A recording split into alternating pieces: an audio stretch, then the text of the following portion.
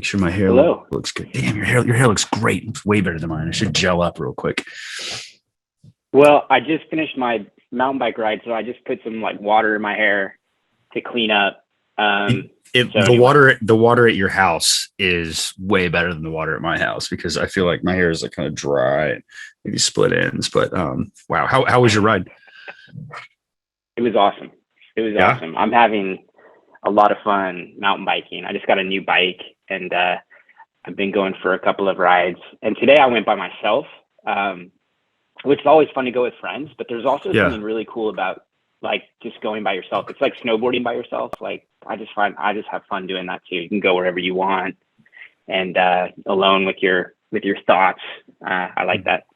Yeah, no, I agree. I think that the solitude of it all is magical. I'm gonna take my aligners out for this conversation here. Take my teeth out. Nice. Take my dentures out. That would have been a twist. I tend to slur a little bit. Yeah. Oh my God, my whole jaw it's just detachable. So where did you go ride? Skaggs, just off the skyline. So it's about 30 minutes from here. But it's a cool little loop. But yeah, it was good. Do I sound okay? I thought it'd be better if I used my phone to dial in instead of my computer. Does it sound sounds okay? pretty, it's kind of tinny. It's like you're talking through no, you don't sound good. If I'm going to be perfectly honest, I feel like we're close enough where I can just say you sound like shit. Yeah. No, I want to say so maybe that didn't work. Let me try dialing in with my computer. That might sound better. Sure. Okay. I will be right here. Hey, how's this? Way better. Awesome. Nice. Way better. Yeah. Oh, good. Wow. That is a sexy voice you got there. I couldn't tell before with the phone, but that is a voice made for radio right there, and a face for television to boot. The whole package. It's the technology. That helps. That helps a lot. Good. I overthought that. I thought that the phone would be better audio, but this is better. It's I don't know. I don't know how they work, but when they're broken, I'm frustrated, and when they work, I just get on with my day. But yeah, this is better. So you went to Skaggs and you rode. It looks like you shared your map with me. I'm sorry I couldn't join you. That looked like a lot of fun. No problem. We can go another time. I'm planning on going. I think that would be a really fun thing to schedule. Yeah.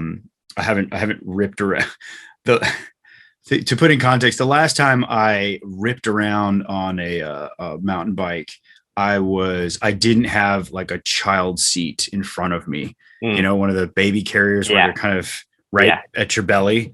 So I bought my bike it's an old stump jumper. I bought it during the pandemic when I was having some knee pains and I couldn't run. And I have never ridden it without a baby hopper on it. So let's take that thing off and go for a ride. Or we could just put Hudson in it and just be like, "Good luck, buddy. Good luck." Hold on yeah, tight. Here we go. Yeah, it'll be a different experience, learning experience for him. But no, we should put that on the books for sure. Yeah. So you went 16 miles, and we were talking about we'll get into the topic of the show. But I just wanted to catch up with you on personal stuff first, just because it's polite, and I am generally interested in what my friends are up to. But why don't you tell? First of all, thanks for coming on. I don't do a very formal introduction. I want the show to be like, hey, you're coming into a conversation between two people, and if you're listening to this or watching this, and like, hey, maybe you get something from this conversation that we have, and if not, then you can always press fast forward or next track or whatever. So why don't you tell me a little about yourself, who you are, and who is your daddy and what does he do? Yeah, sounds good. So Brian Anderson, and I grew up playing a lot of different sports, kind of a traditional American young athlete experience with baseball and basketball, soccer, a little bit of Pop Warner football, but then quickly around 8th grade, kind of focused on soccer, which was my best sport, and got pretty serious about it, played at a decent level in the US, got the opportunity to play for 2 years in a youth academy in the Netherlands for my junior and senior year of high school, which was a really incredible experience for a lot of reasons, soccer wise, but also in terms of life experiences and academics. I was living in Europe without my parents and getting myself to school and getting better grades than I was getting previously, where I was only playing soccer and not studying. Now I had a coach and an academy system that really emphasized academics, and it turns out I also enjoyed that and got really focused on school. Decided I probably should go to college because it wasn't looking like I was going to make much money playing soccer in Europe. So came back to the US, played for a year at Sonoma State, and then transferred to UC Davis for my sophomore year and played and went to school at UC Davis.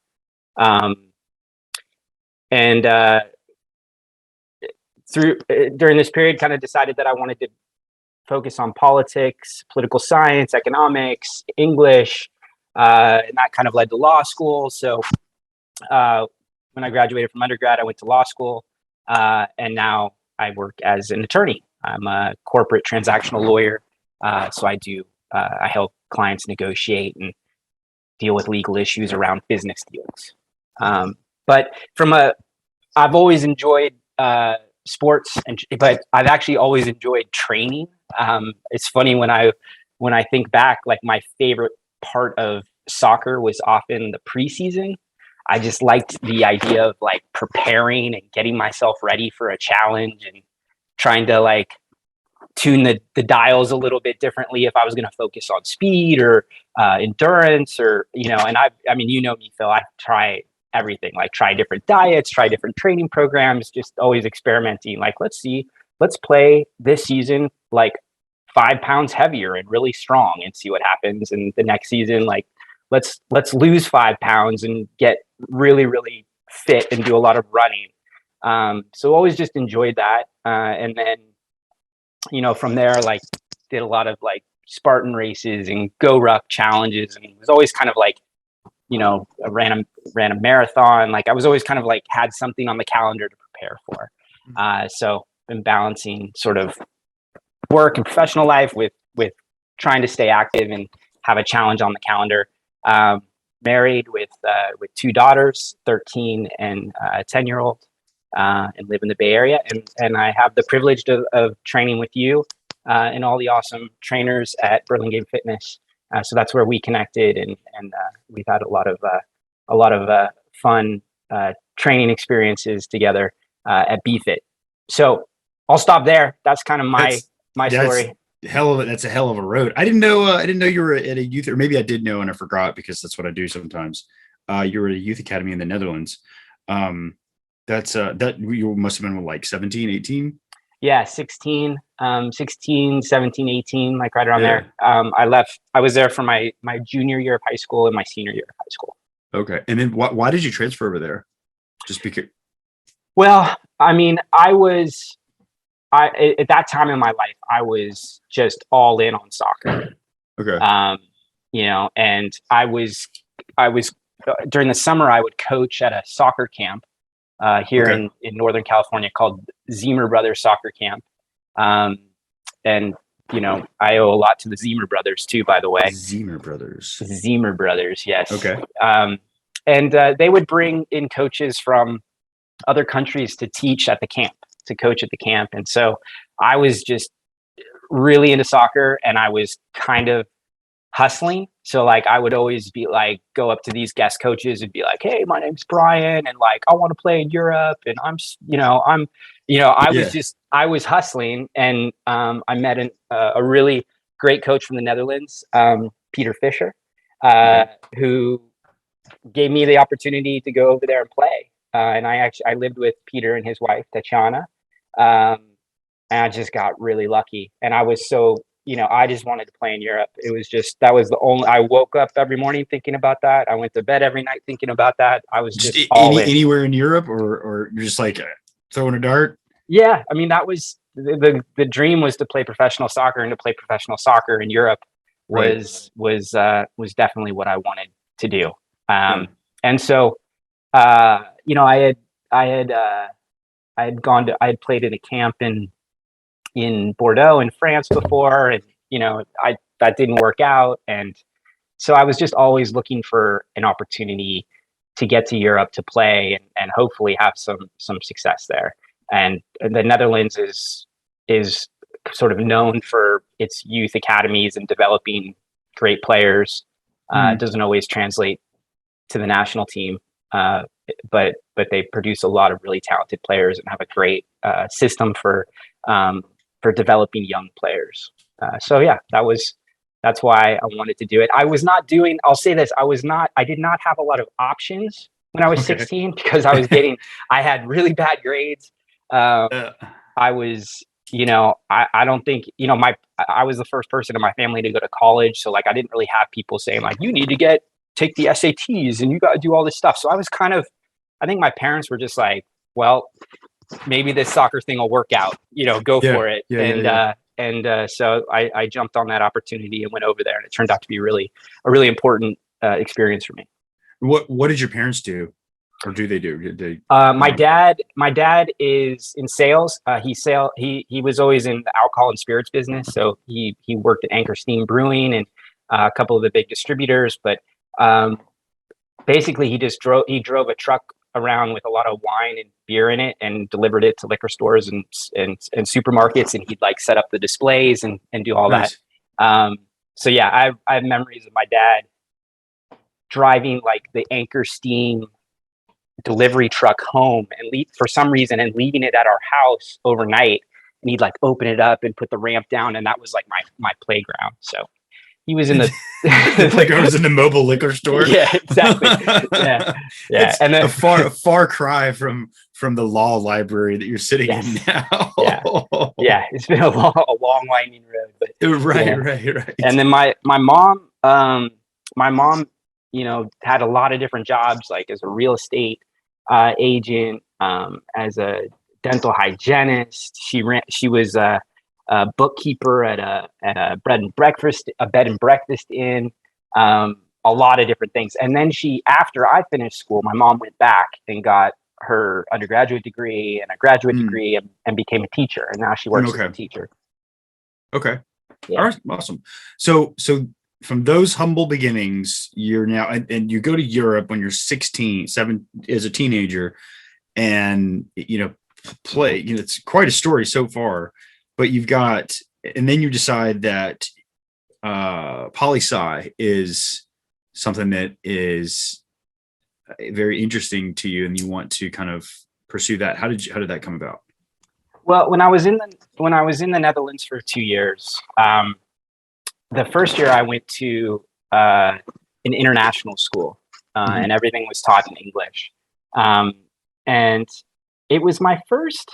It was a little closer to college. It was a little closer to a college experience than a high school experience. So, and there was just something about the rigor of the teaching and the importance of it, and just like the campus and the teachers. Like my teachers had like British accents. They sounded so smart. Yeah, and the accent goes a long way. The accent goes so far. Horrible, ignorant things, but with a British accent, it sounds very intelligent. Brilliant. Yeah.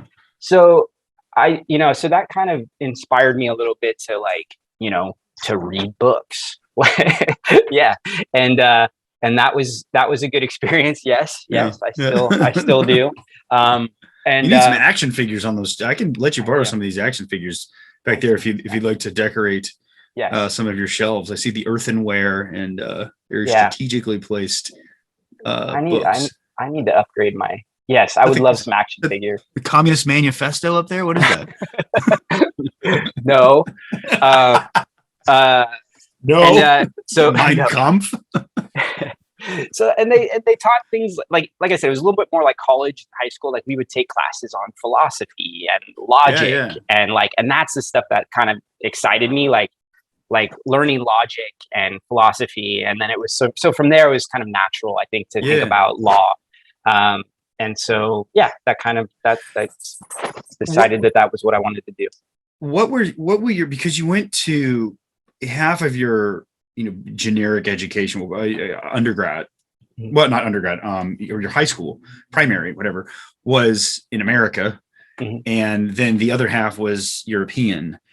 Can you, I mean, it already sounds like there's some stark contrast between the education system in here in the States and over in the Netherlands. Did you find anything that was,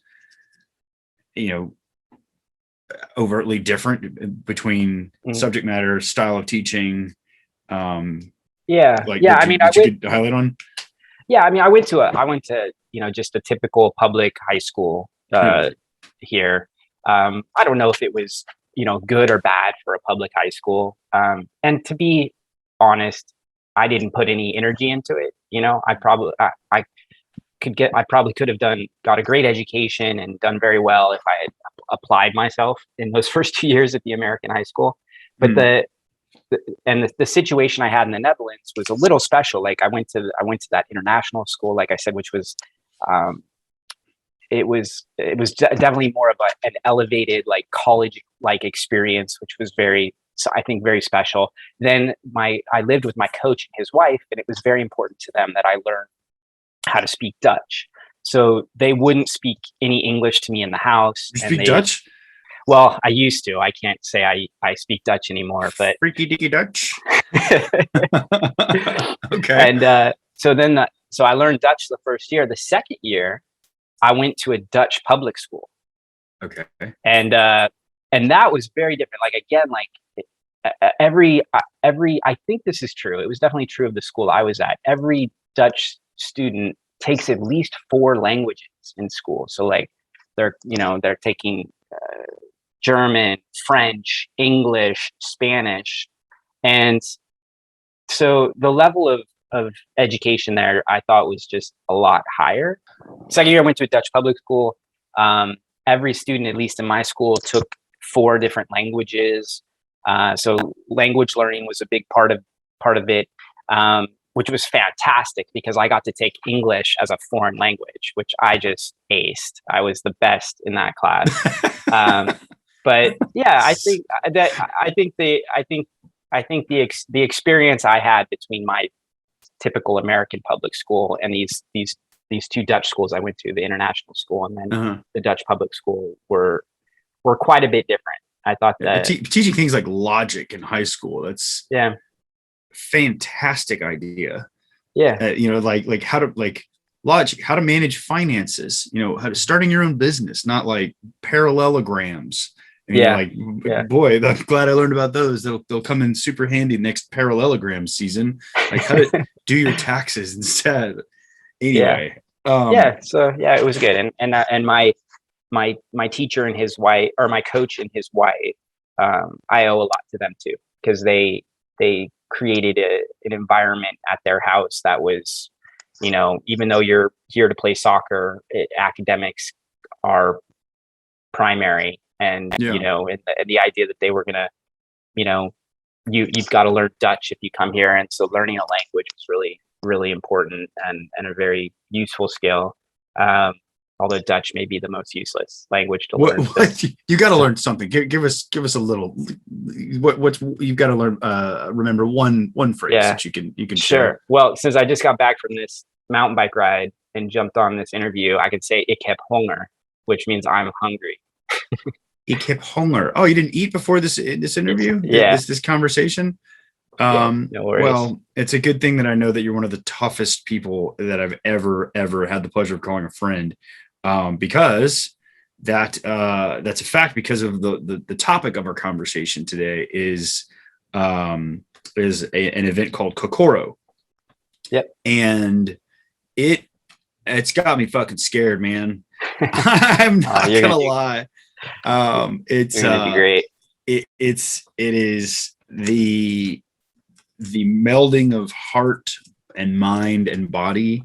It's a Japanese word. I'm just speaking to the audience here. And it has been billed as the most difficult event that a civilian can do. And you, Mr. Anderson, have completed it. Class number 62, was it? 42. 42. Sorry, 42. Yeah, 42. and you were with another friend of my former show, Hunter McIntyre, in that class also. You have some stories maybe you can share about him and his experience. Yeah. But basically, so I approached you. No, I guess you just kind of rolled out of the blue and just said that you did it. Because you have this thirst for challenge that's taken you to your law library with your Communist manifesto behind you. What before we get into Kokoro and what it is, you've done a handful of go rucks and OCRs and just kind of like physical and mental punishment. To a lot of people that would seem crazy, and I mean, you're preaching to the choir here, of course, when you're talking to me. Yeah. But what kind of made that, what got you to peek around that corner there and see that world, and what drove you to go so deep into it? Yeah, I mean, I think like I said before, like I kind of realized that I love preparing for a physical challenge or mental challenge. Like I like having something on the calendar that kind of makes me nervous, and I've got to prepare for it. And I like thinking about the best way to prepare for it, which is what I did, in soccer preseason and all that stuff. So from there, I think first I did a Tough Mudder. I did a Tough Mudder with some friends and up in Lake Tahoe. And Big Bear? What's that? Big Bear? No, Lake Tahoe. No, I'm sorry. North Star. So my first foray was a Tough Mudder also. Yeah, I think it was 2009. So way back when. But yeah. Sorry, go ahead. Which I liked. I don't want to. I thought it was the electrocutions and stuff were a little weird, but but I'll take cold over electricity any day. Yeah. But electricity is just like thank you. I did a Tough Mudder. I remember that race. I did it with two friends, and there was a point where we had to crawl under some electrified wires, and some of them are electric, some of them aren't. Yes. Yeah. And I went, you're like army crawling under them. And I went first. And then my two buddies followed behind me, Jason and Todd. And we get to the end, and I like look back and I see Jason, and I'm like, all right, let's go. And my buddy Jason goes like, wait a minute. Todd got hit pretty hard. And I look back, and my friend Todd, who had kind of longish hair, his hair was like standing straight up. And he's like bent over. Anyway, we did a Tough Mudder. I liked it. And then I did a bunch of Spartan races. I think there were like three years in a row where I did the trifecta. And I really enjoyed doing the longer one, the Beast up in Lake Tahoe. I thought that was a great race. So it was awesome I liked preparing for it. Like I enjoyed doing it as much as you can enjoy that, but I liked, okay, how am I going to figure out my nutrition? How am I going to figure out my training? How am I going to put myself in the best position to succeed in this race? And then from there, I did a go ruck. And that was where was your go ruck? It was in San Francisco. Okay. Do you remember what class? In case there's anybody listening. I don't. Okay. I don't remember. 271 to anybody listening.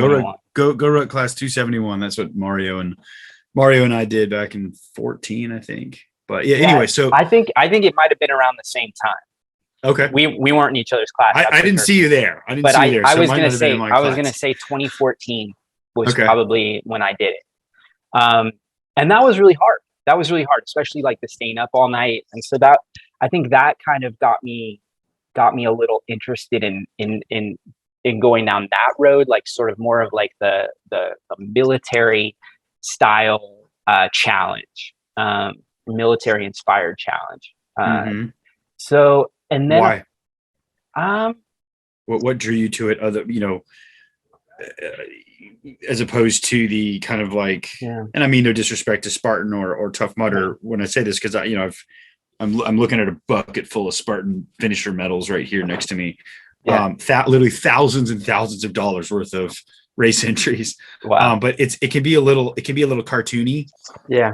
I guess a little kind of like the circus show. I mean, it's hard, if you go fast enough, anything's hard, but I think that's right. I think it was like the next level. I mean, I think I would say it's more challenging. It's different than a Spartan race or an OCR race, but it's more challenging in some ways in terms of the mental preparation. Spartan races are hard and awesome. Like I really enjoy doing them, but it's a running race. Yeah. You're done in 2, maybe 4 hours tops, depending on, unless it's an ultra or something like that. Yeah. So the Go Ruck had a little bit more to it in terms of like mental fortitude, obviously sleep deprivation, like dealing with elements, like really putting yourself in an uncomfortable position. Heavy shit. 70-pound packs the entire time. And also the leadership lessons. They put you in situations where somebody's got to step up and lead the group to get something done, and you can be a leader, you can be a follower in different situations. But I liked that too, that dynamic. From there, like I kind of went deep into it. Like I started reading all these books about buds and like Navy SEALs and selection, like all these military special operations and selection what's the right word, programs that you have to go to qualify. These things are incredibly difficult, and like I was really inspired and just impressed by what these people have been able to accomplish. And I like the discipline of it. I like the leadership lessons from it. But again, I was really drawn to the preparation for it too. Like I liked the books that told me like, this is what selection is like, and here's how you prepare for it. And here's like, tips and tools for dealing with these challenges, like, dealing with extreme cold, or, dealing with, blisters, and you have to go for a long ruck and get through that. Like I liked the nuts and bolts of the preparation for it. Yeah. And then from there, so I was kind of already into this. I was listening to, Jocko podcasts. I was reading these books. I was watching, there's this awesome documentary on buds that you can get on YouTube. It's like, I forget what it's called, but if you search YouTube for like, Breaking Buds or something like that. Yeah. But that's the book. That's the book. Yeah. But this is a documentary, and I could watch it like over and over again. I just love it. I love seeing these guys push through like these incredible circumstances, and the discipline and the physical ability, the mental fortitude, the leadership. I was just really drawn to it for some reason. And then a buddy of mine and colleague, he did Kokoro. He was kind of the same way. He was really into the stuff. He's done a lot of other like really cool stuff where you like jump out of a helicopter and like have to find your way out of the woods. But he had done Kokoro before. Where do you sign up for that? That might awesome. That might be the next thing. Get a knife and that's it. Like, let's go. Yeah, Bear Grylls style. But we were out at dinner one night at the House Prime Rib, San Francisco, and it was just like the perfect timing. We were having this dinner, we're hanging out. He's telling me about this Kokoro event he did. I'm like reading these books and like really inspired by it. And I think I signed up at the table. I think I was like, yes, like this is what I've been looking for. And I like at the table on my phone, I think I signed up for it, or maybe I went home and did it. But it was something where it was like, I've got to do this right now. And I jumped on it. So that's how I got into it. So, okay. It seems like a natural evolution upward in, you start like anecdotally, I remember I was sitting in the PT office at Equinox 2009, and my buddy was like, "Have you heard of Tough Mudder?" And I'm like, "No, what is that?" And they're like, "Oh, it's a mud red, da da da." And I was immediately like, "Oh, like this is my Kool-Aid here. I'm about to drink this hard." and then evolved to Spartan. And Spartan I've been gravitating around for 10 years now, and then getting into more extreme things like World's Toughest Mudder, America's Toughest Mudder, and then Go Ruck. I've only done one Go Ruck, but that was a like, holy shit, this is the real deal, like evolution experience, I guess. And one thing that I took away from it that I don't think that you touched on was the reality of what the human body and mind are capable of is so underutilized. And this isn't for everybody, obviously. We're talking about a small sheepdog is what they're classified as, if you're talking within the teams, like the small like breed of people that are a little insane but have the curiosity to see how far you can go.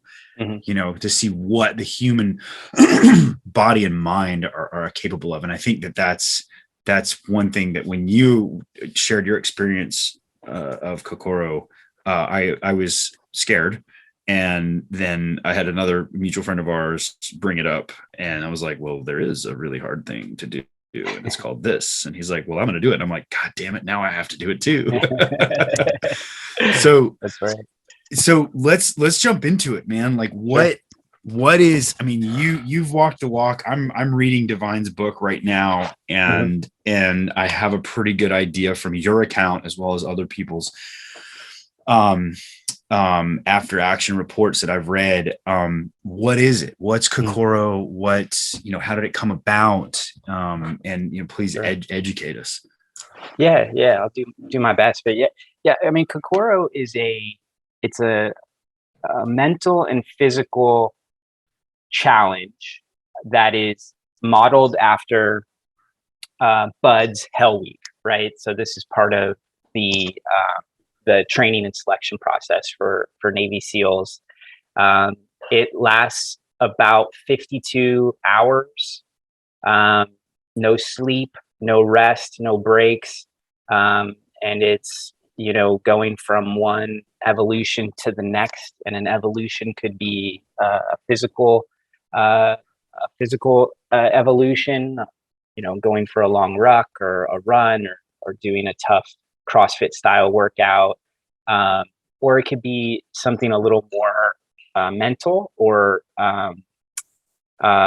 leadership based, organizing a group to like solve some sort of logistics problem and having to come together as a team and figure that out. And it can also just be like being really cold for a long time and just getting through it. It was started by Commander Mark Devine, who had a long career in the SEALs. I don't know. I don't know if this is true, but I have been told that he developed the program initially to help people prepare for BUDS. So this was like that's accurate. That's what I've read. Yeah. I think the pass rate was getting too low at BUDS, and so they wanted to set up a program to help people prepare to get the pass rate up. And so Commander Mark Devine set up this program. Then at a certain point, he opened it up to idiots like us. So he it's run by former Navy SEALs. So like my cadre, the coaches, the people who kind of put us through this program were all former Navy SEALs, current Navy SEALs, a couple of guys who were getting ready to go through BUDS, Apache helicopter pilot, like just really impressive group of people were the ones who put us through the program.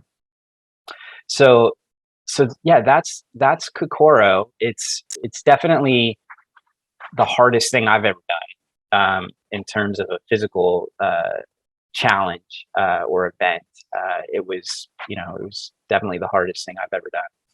What was the most surprising thing that was the most unexpected thing that you got out of that experience? Yeah, I mean, there were a couple things. I mean, so I think we started with we started with 19 people and only 13 finished. And one of the surprising things was the the people who quit. Some, some of the people who like started out as like the most sort of like intense and extroverted and loud, and maybe like physically impressive in terms of like strength and stuff, like those were a couple of those people like quit pretty early. So it was interesting to see like how, like who quit and who didn't and who stuck around. That was surprising. What were some of the things that made these physically impressive, people quit? Yeah, I think If you recall. Yeah, I don't know exactly. I have some theories, but I think a lot of them had kind of like a fixed mindset, and they're used to being the the biggest and baddest guy at their CrossFit gym. And when shit got tough, and I think that they instead of like failing, they kind of quit. What do you mean? I'm sorry. Go. So like when you say they fail or you fail, like, because I from my understanding, Brian, some of the exercises, some of the evolutions are designed to make you fail. Yeah, so exactly. that you can break that part of yourself down in order to be built back up. And like, can you shed some light on what, like, a scenario where the objective would be, we want you to fail? Yeah, I don't know that they're. I think that what they want you to do, they're looking for.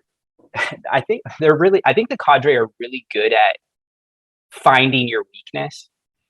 And so if you're like, kind of the tough, loud, arrogant type, they're going to put you in a situation that challenges that. Maybe they put you in a situation where you're not the best at something and it's very obvious, and maybe you've got to do extra work as a result of it because you've failed in a certain way. And I think some people who are not used to dealing with that failure can mentally be difficult. And so I think some of them quit for that reason. I think some of them were just mentally not strong.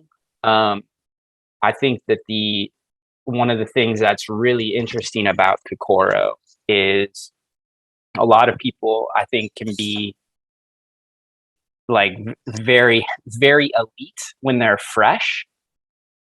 But when you're 24, 36 hours into a challenge like this, physical challenge, emotional challenge, mental challenge, no sleep, bad food, I think sometimes that self-talk can go negative, and you haven't been tested in that situation.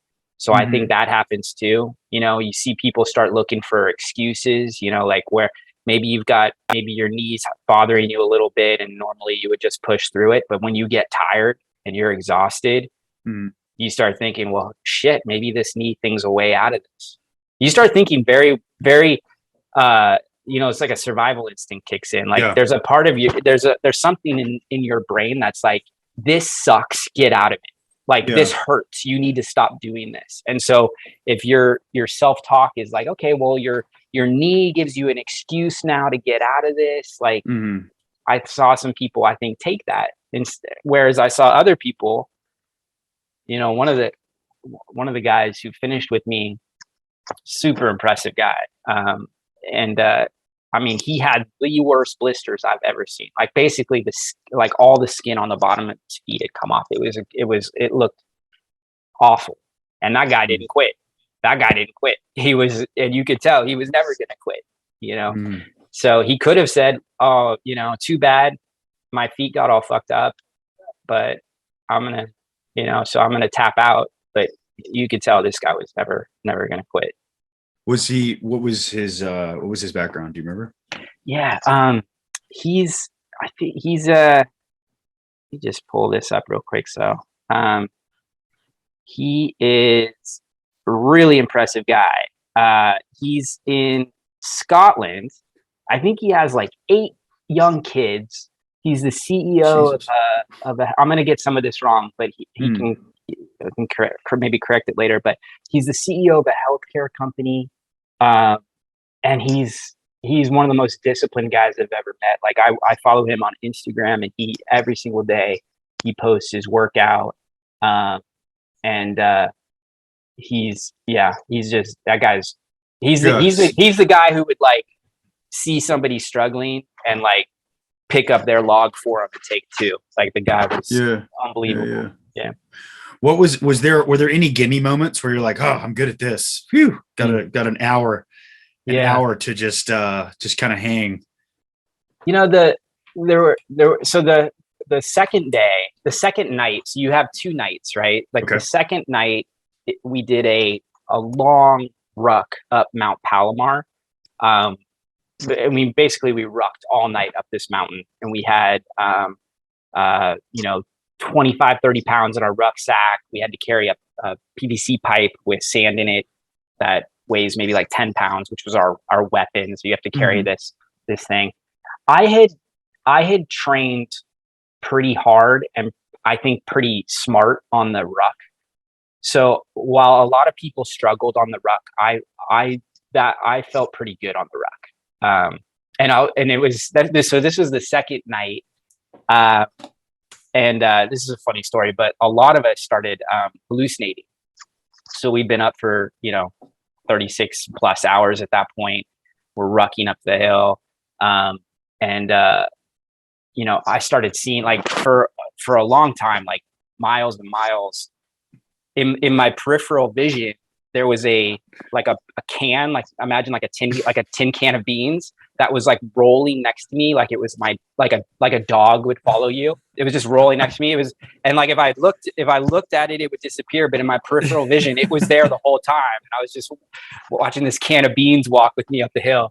That was pretty funny. And then there's another time. I mean, and I was convinced this was real. Like, even though people were saying like, "Oh, you're going to hallucinate," like I think some of the cadre told us like that's common. It could happen. I remember turning this corner on the trail and looking down into this valley, and there was this massive, like, beautiful Gothic church, like this incredible building, and I was absolutely convinced it was there. I was like, "Look, you guys, look! Like, can you believe that's in the forest?" Like, I was convinced, and then of course, like the closer you get, it disappears. Yeah. So a lot of us had a lot of interesting hallucinations on that second night. But back to your question, I felt pretty good on the ruck, and a lot of people, I think, struggled with it. Yeah, and then I can tell you a Hunter story too. I mean, Hunter is, first of all, like, such a nice guy and one of the most amazing athletes I've ever seen. But we were in the pool. We did some pool workouts where you had to like swim and like run in the water. There were races, breath holds, a lot of stuff like that. But I got partnered with Hunter, and so it was like teams, and Hunter just smoked everybody. I didn't contribute a thing, but our but our team, because I was paired with Hunter, we won like all of these. They call them pays to be a winner race. So if we won, you got to sit on the pool deck for 5 minutes while everybody else continued to work out. And the pool deck, this was during the day, the pool deck was like warm. We were exhausted, so I just like sat back and let Hunter win, and then we'd go sit on the pool deck and like close our eyes and just feel the warmth on our backs. And like that was a huge lift, physically, and also just like lifted it lifted my spirits. Hunter didn't need any lifting, but it was very, very good for me. Yeah, that guy has no gear other than ludicrous speed. But like that goes back to my earlier point. Like Hunter was by far, like, he's a different level athlete, but the cadre saw that, and they made things harder for him. So like they knew he was strong, and so they focused in on him and made him do all this extra stuff. I think we had to do the Murph workout under a certain time cap, and he finished it in like some ridiculous time. So then they said, do it again. They said, you have to do burpees until the last person finishes. So, Jesus. and he just goes until he passes out. Like he doesn't regulate. So he just did, like, he probably did a, 100+ burpees waiting for everybody to finish. And, yeah. So anyway, So they'll make it tough for you. what did they do for you? What was your Achilles, so to speak? For me, it was the cold. That's another surprise, I think, too, is, if you're training for Kokoro, which I know you are, and Ryan too, get outside, because like it's amazing how just being exposed to the elements for that long is hard. So if you're like just training the gym all the time, you're always kind of inside, just being outside and like wet, cold, sandy, yeah, wind blowing on blowing on you the whole time. Like you are outside in the elements for 52+ hours, and that's surprisingly difficult. But for me, the cold water evolutions were the hardest. During the first hour, which they call the welcome party, they would you would submerge into an ice bucket, and you couldn't come up until they tapped on it. And they took a water bottle and cut the top off and turned it into like a snorkel. So you put the water bottle in your mouth, it's above the water, you're fully submerged in ice water, you're hyperventilating, and they're telling you, like, calm down, figure out how to breathe through this water bottle, and don't come out until I tap the tub. That was really hard. It was hard to like calm down and catch my breath and figure out how to breathe through the snorkel while I'm shivering. I think that's one thing I would have fixed, is I think I came in maybe a little bit too lean. I had been told that maybe it might be a good idea to put on a pound or two because you're cold a lot. But I tend to get really cold and, shake uncontrollably, and my fingers and stuff go numb. So that was the hardest part for me. And then the first night, I told you the second night we rocked. The first night, we spent the entire night in and out of the Pacific Ocean, getting massively cold, and then going and working out to warm up, and then getting back in the water and getting cold. And then that just kills just any kind of internal toughness that you think you have. Yeah. It saps everything out of you. Yeah. That was definitely the hardest part for me. I was so I just wanted to get warm really quickly. That was hard.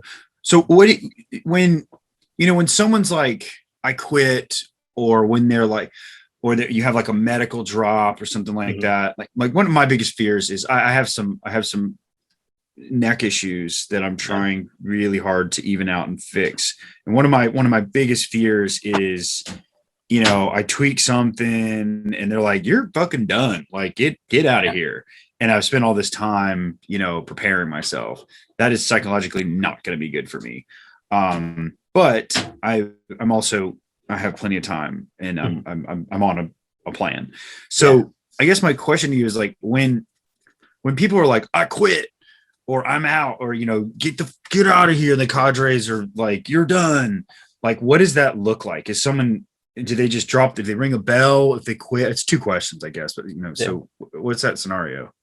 Yeah, I think it depends on where you are. I remember, so the first hour is this thing called the welcome party, and it's on the grinder, which is like this old dilapidated tennis court. And it's just like a beatdown. And I think what they're trying to do is like very quickly get rid of the people who aren't going to make it. So they make it really hard for about an hour. And I remember in my class, there was a guy who clearly was not prepared. Like, I don't know if like he didn't know what he was signing up for, but it was what gave it away? Like, how did he was just clearly not fit, clearly like didn't get it, like was asking the cadre just stupid questions that, with all it's going to do is make you a target. Like what? Like, what was he asking? I mean, it was a while ago. Bathroom break, or like I think he asked like what time we would be done so he could have his ride pick him up or something like that. Just like stupid logistical questions, and like you could just tell the cadre were like, this guy's this guy's toast. Yeah. He was, you know, he was just kind of goofing around, whereas everybody else, especially, you know, in the beginning, was like pretty serious. You know, Mhm. he was like goofing around. It just, you could just tell he was, you know, he was kind of overweight. Like he Mhm. didn't look very, he didn't look like he could do a pull up. Yeah. He looked unprepared. Yeah, and so Yeah. they zeroed in on him. You know, he quit. You know, within like 20 minutes. You What, know, what did they, how did they zero in on him? What did they do? They're just yelling more or? yelling more, making him do, you know, extra work, push-ups. Like, you know, how are you going to do this if you can't do a push-up? Like, how are you, you know, they were, you know, they were calling him out specifically by his name. They were, which sucks, but they knew like this guy can't do this. We got to get rid of him. And so, and they did. He left. Yeah.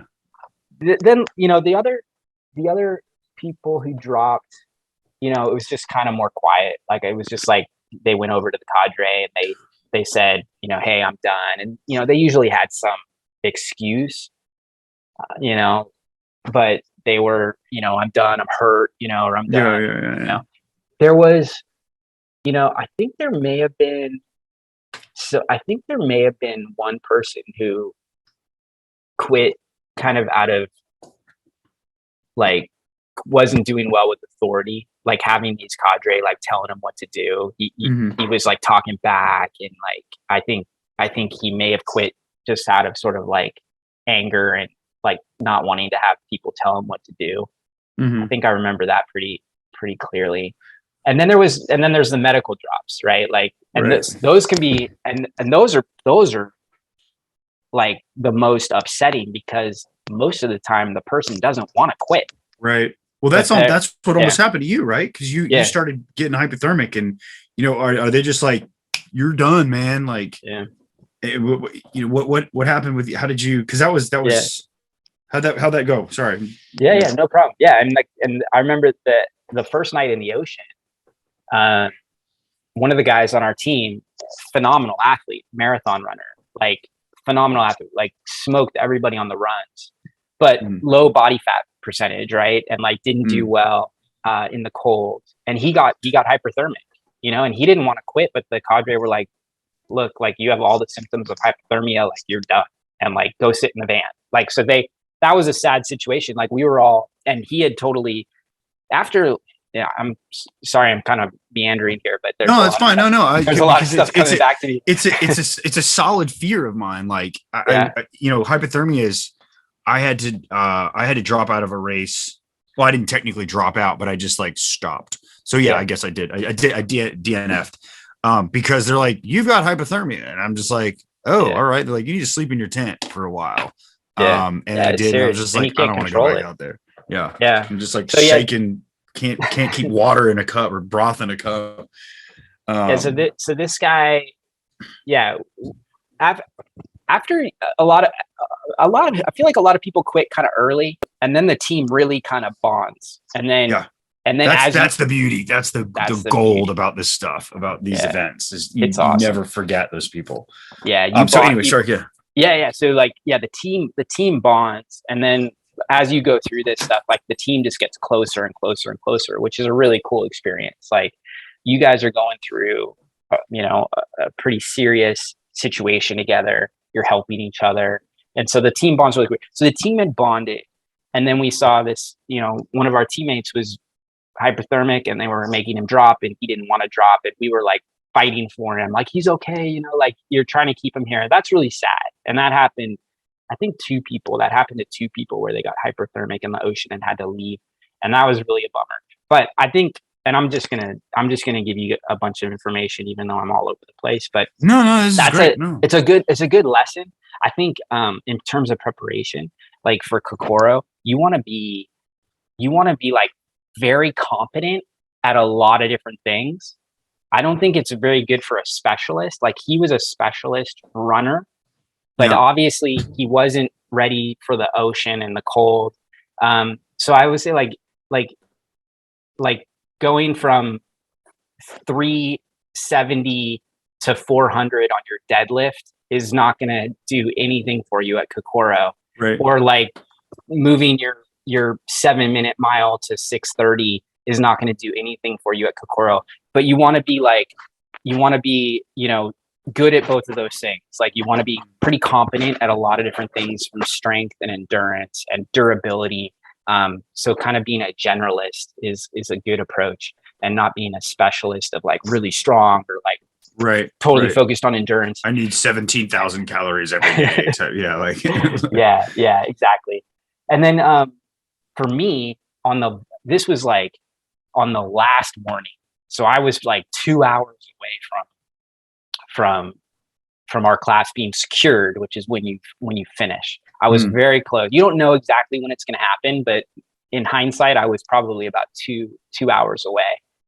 And they made us get back in the ocean, or they made us get back into the lake. And it was, it was pretty early morning, still really cold. And I think I had let myself mentally start thinking like, oh, you're close to the finish line. Like you're getting close. And then when they told us get out of the van and get into the water, like I wasn't ready mentally. I had already kind of finished. I'd already kind of checked out. I was already kind of thinking about how good it's going to feel when I'm done. Yeah. And then I had to get back into the water. I started shaking really, really bad. I wanted to get out really quickly. And so we had to, as a team, we had to swim across the lake, and we were tethered together. I think we may have had a weight we had to keep up or something. And I wanted to get out so bad. I started like pushing to go faster because we were going really slow, which was actually smart, but I was being an idiot. I was like, come on, let's go. I want to get out of here. I want to go fast. So I started exerting a lot of energy swimming. And then we got to the other side. I couldn't stop shaking. And the cadre noticed that. They were like, you okay, Anderson? And I'm like, yeah, I'm fine, but I couldn't stop shaking. And then I started coughing up blood, and that got their attention. They're like, you coughing up blood, Anderson? And I'm like, yeah, but it's fine. It's no big deal. I'm good. I'm fine. Good. Everything's fine. I'm good. I remember one of the cadre, who was a former Apache helicopter pilot in the Army, really impressive guy. He's like, you have SIPE. I'm like, what's SIPE? SIPE, that sounds terrible. You have swim-induced pulmonary edema. Edema. Swim-induced pulmonary edema. And I'm like, is that dangerous? Is it bad? Is that bad? He's like, yeah, it's bad. He's like not saying anything to comfort me at all. I'm like, fuck. It's like, you don't want that. Give me. No, I don't. But how do I get rid of it? How do I get rid of it? Give me something I can work with here. And then, so they almost. Sorry, go ahead. Yes. So it became clear they were paying more and more attention to me, and that shows you how bad it was, that I couldn't really hide it. I couldn't stop coughing. I couldn't stop shaking. And then they started talking about me like going to sit down and sit out, and I was like, and then one of my teammates, who is a doctor, a physician, and also volunteers like for his local SWAT team. Like he's like the medic on the SWAT team. Really impressive guy.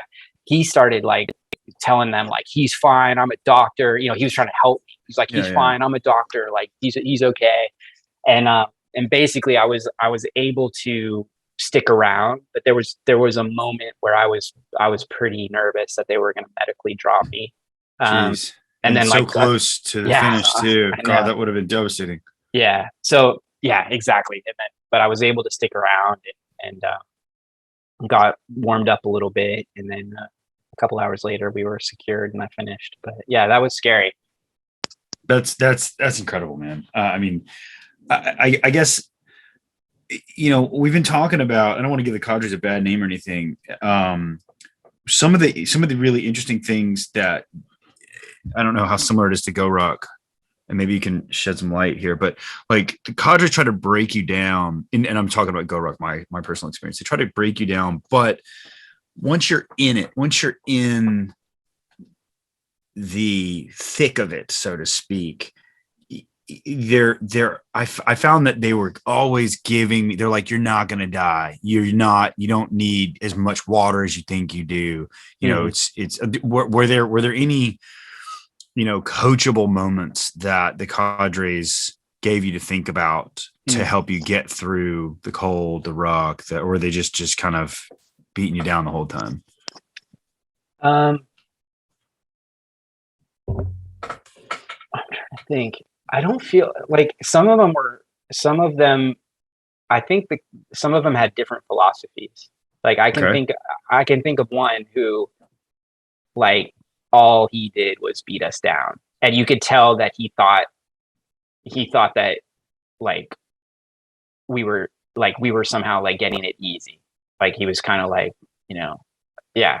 And maybe they were playing like a kind of a good cop bad cop Mhm. situation with us, but there was one cadre who was like definitely the mean cadre. He was he was just there to beat us down. There were definitely like cool moments. Like we did there a lot of the stuff that we did is unknown time, unknown number of reps, right? Like they want you to like have to do something hard and not know when it's going to end. Yeah. And also a lot of false summits where like you think you know what's going to end, but it's going to keep going. So Yeah. like playing those mind games with us. There was one moment where like we just kind of like got on the It grass. sounds like a big roundabout no, by the way. Yeah. No, that we're not trying to I don't remember a uplift lot you. of encouragement. I don't remember a lot of Like you got encouragement. this, guys. It's like No. just dancing around the big no. Yeah, I think that's probably accurate. I don't Okay. remember. Yeah, I don't remember any like encouragement, but I do remember we like were on the grass. One of the cadre who's like a super fit guy, like all this stuff. I want to say he may have like anyway. This guy was. I think he was preparing to go into the SEALs, but he was in front of us, and he just like he's like, we're gonna do push-ups. And he just like, so as a group, we just like fired off 10 push-ups. And then he would like sit back on his knees and take, I think, 2 or 3 like deep breaths.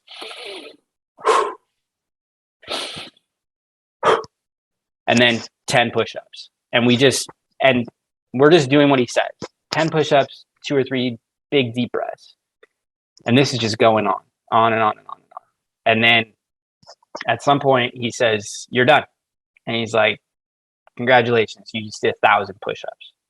And I do remember them making the point like that if I had just told you to do 1,000 push-ups, you probably would have freaked out. But because we segmented like that was a lesson, right? Like if you're Yeah. doing something hard, you can break it into little tiny pieces and you can accomplish something that more than what you thought you could do. So that was Yeah. like definitely a teachable moment. That was cool, and that was like segmentation, which is like another concept that comes up a lot in these military selection courses where you got to do something really big and really hard, turn it into little tiny steps. Yeah. Just do one at a time.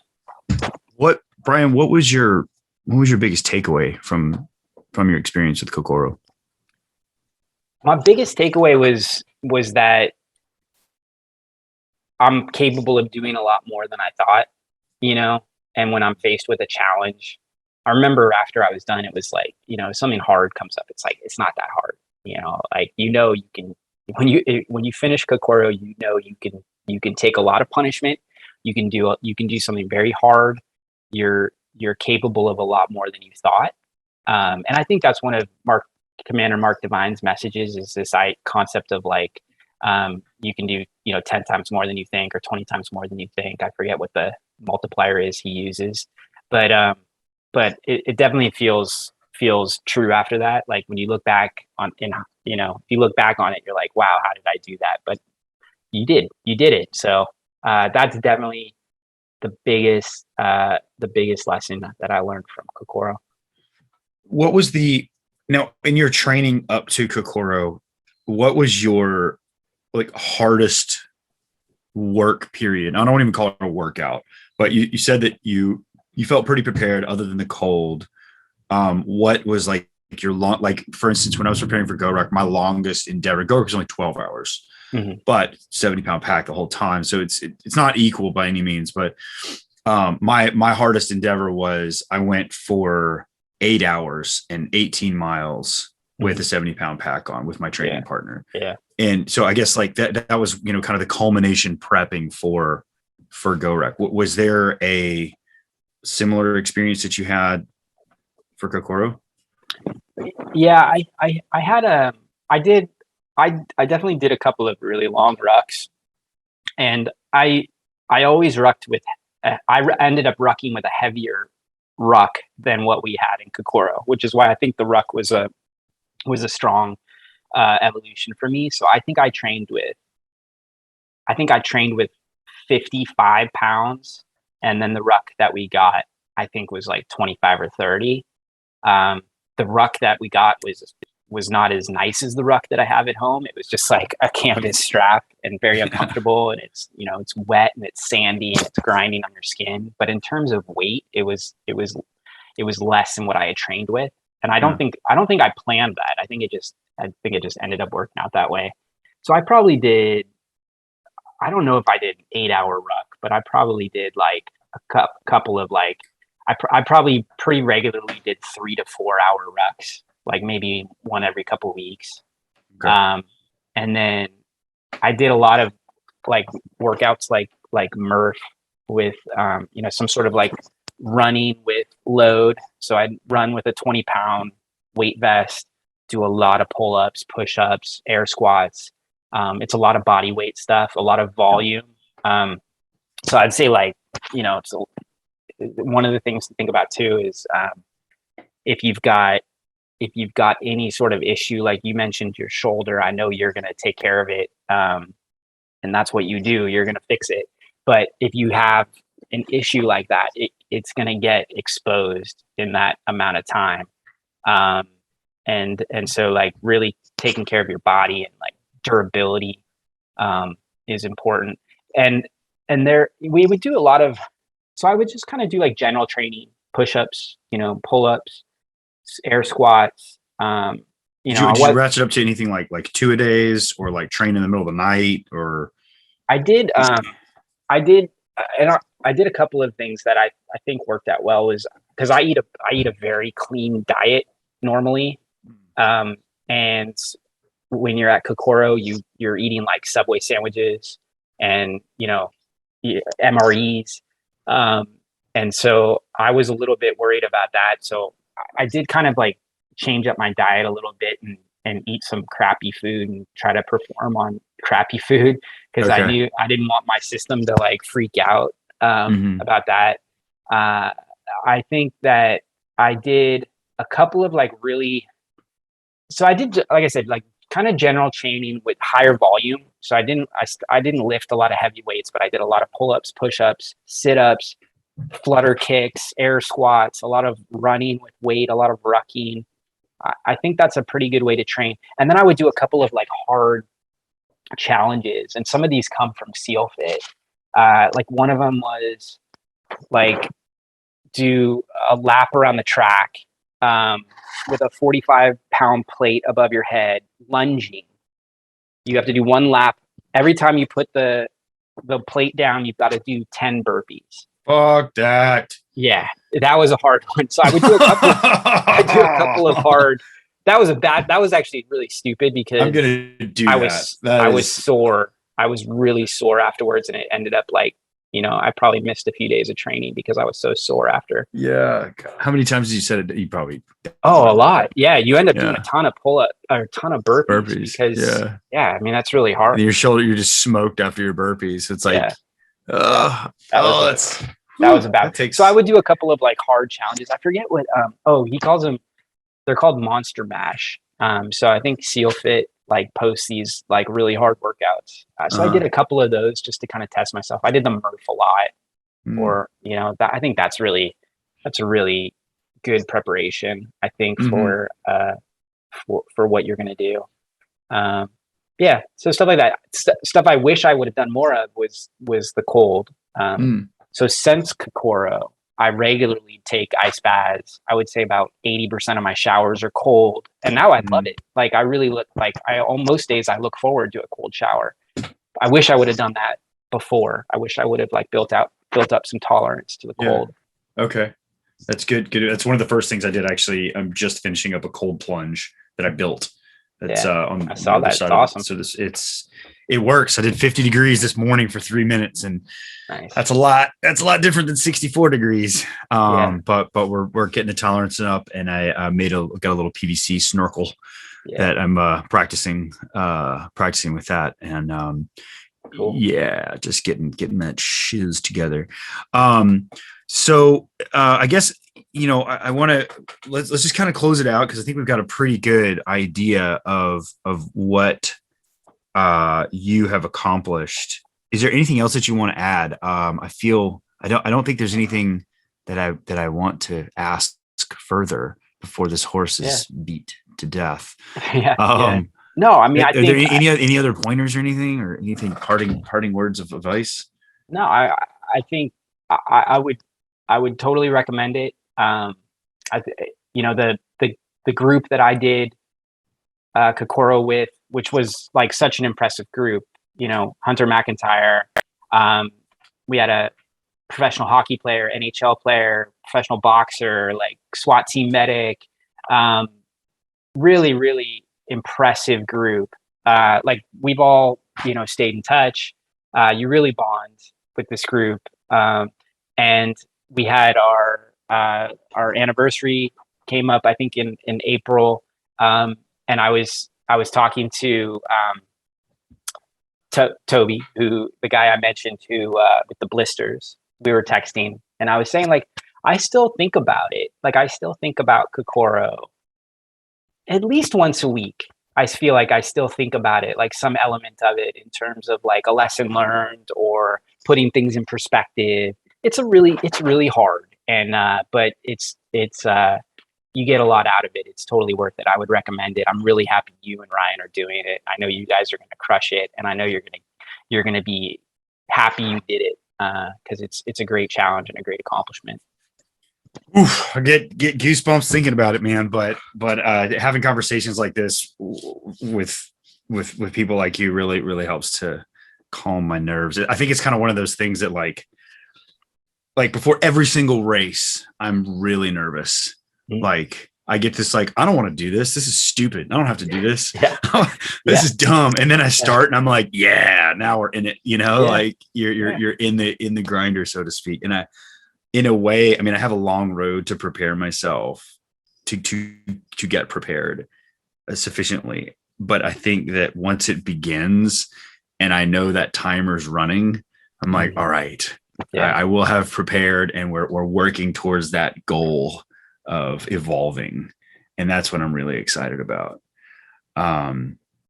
Anyway, thank you so much for this very educational breakdown of the Kokoro experience.